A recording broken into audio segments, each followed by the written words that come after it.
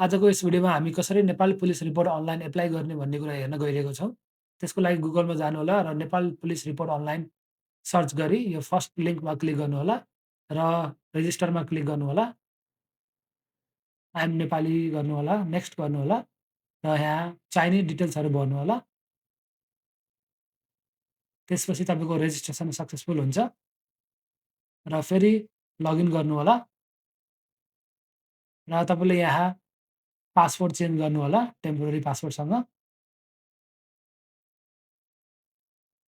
त्यति गरिसकेपछि तपाईँले यहाँ चाहिने सम्पूर्ण विवरणहरू भर्नुहोला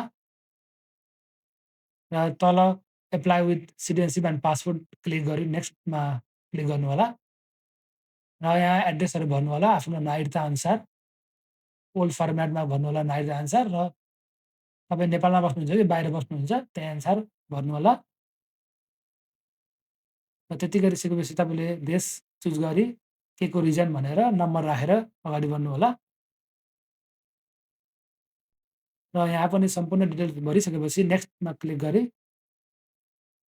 क्रिमिनल चेकमा नो गरी आफ्नो विवरण रुजु गर्नुहोला एकचोटि।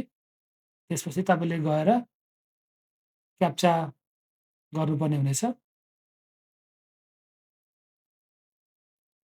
र यहाँ क्याप्चा भरि सबमिटमा क्लिक गर्नुहोला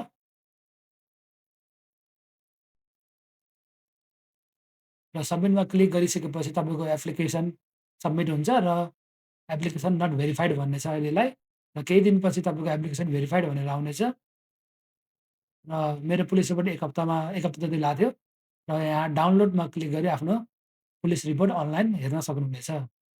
तपाईँलाई यो भिडियो कस्तो लाग्यो? यदि भिडियो राम्रो लागेमा कृपया लाइक, कमेन्ट र सेयर गरिदिनुहोला र मेरो च्यानललाई सब्सक्राइब पनि गर्न नबिर्सिनुहोला, किनकि आगामी भिडियोहरूमा म यस्तै जानकारीमूलक सन्देशहरू लिएर आउनेछु। धन्यवाद।